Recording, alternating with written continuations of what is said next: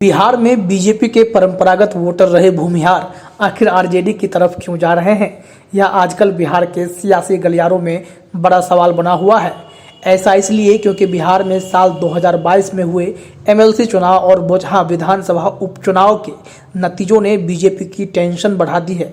दरअसल बिहार में करीब 6% भूमिहार वोटर हैं जो बीजेपी के कोर वोटर माने जाते रहे।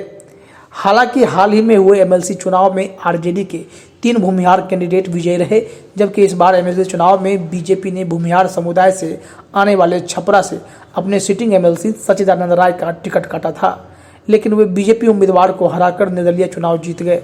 भूमिहार बहुल वाले बोचहा विधानसभा में हुए उपचुनाव में आरजेडी के अमर पासवान ने बीजेपी को 36,000 से ज़्यादा वोटों से हराया। ऐसे में कहीं ना कहीं भूमिहार समाज आरजेडी की तरफ जाता दिख रहा है। ध्यान देने वाली बात यह है कि तेजस्वी यादव अपनी पार्टी को A to Z पर वाली पार्टी बनाना चाहते हैं और इसके लिए उन्होंने भूमिहार समेत सवर्ण समुदाय को अपने तरफ करना शुरू कर दिया है। जबकि साल 1990 में सत्ता में आने के बाद आरजेडी सुप्रीमो लालू यादव ने भूमिहार विरोध की धुरी पर आगे बढ़ते हुए अपनी सियासत को चमकाया था। भूमिहारों ने ही लालू के खिलाफ सबसे उग्र लड़ाई लड़ी थी। 2015 में भूमिहार समाज से आने वाले बाहुबली नेता अनंत सिंह पर बाढ़ में विनय उर्फ पुटुस यादव की हत्या करवाने का आरोप लगा था। ऐसे में साल 2015 के बिहार विधानसभा चुनाव के दौरान लालू यादव ने नीतीश कुमार पर इतना दबाव बना दिया कि चुनाव से पहले अनंत सिंह को अरेस्ट करवाकर पटना के बेउर जेल में बंद करना पड़ा था।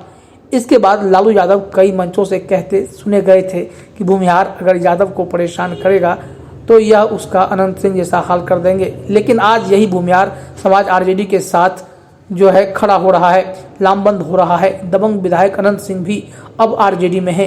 साल 2020 के चुनाव में उन्हें टिकट दिया गया था। इधर बिहार एनडीए में सबसे बड़े दल बीजेपी के संगठन और सरकार दोनों पर भूमिहार समाज को उचित जिम्मेदारी नहीं दी गई है। राज्य के दोनों उप मुख्यमंत्री एवं प्रदेश अध्यक्ष सवर्ण नहीं हैं। बिहार सरकार में बीजेपी कोटे के मंत्रियों की बात करें तो भूमिहार समाज का एक भी मंत्री ऐसा नहीं है जिसके पास भारी भरकम मंत्रालय हो। भूमिहारों को बिहार के मंत्रिमंडल में बीजेपी ने सांकेतिक प्रतिनिधित्व ही दिया। इसकी खानापूर्ति युवा नेता जीवेश मिश्रा को मंत्री बनाकर की गई है। बिहार में 2020 में सरकार बनाने के बाद बीजेपी ने जता दिया था कि उसे अब नए समीकरणों की दरकार है। बीजेपी के नेताओं द्वारा बयानबाजी भी होती थी कि भूमिहार समेत सवर्ण समाज हमेशा बीजेपी के साथ ही रहेगा।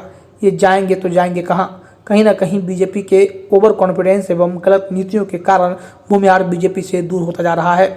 भूमिहार समुदाय से आने वाले बिहार बीजेपी के प्रवक्ता डॉक्टर रामसागर सिंह ने कहा कि एमएलसी चुनाव में आरजेडी के 3 भूमिहार जीते। भूमिहार बहुल वाले बोचहा में आरजेडी जीत गई।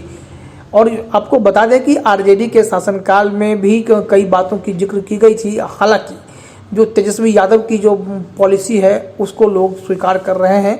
आपको बता दें कि इस मामले में इधर कहा जा रहा है कि ब्राह्मण समुदाय से आने वाले आरजेडी प्रवक्ता मृत्युंजय तिवारी ने कहा कि एमएलसी चुनाव में आरजेडी से 3 भूमिहार उम्मीदवारों की जीत हुई।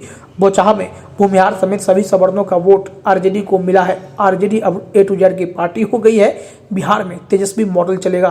तेजस्वी को हर वर्ग का समर्थन मिल रहा है। भूमिहार समेत सवर्ण समाजों को बीजेपी बंधुआ मजदूर समझती थी, वोट बैंक के रूप में इस्तेमाल करती थी। इस समाज ने बीजेपी को सबक सिखा दिया है और तेजस्वी यादव को सहर्ष स्वीकार किया है।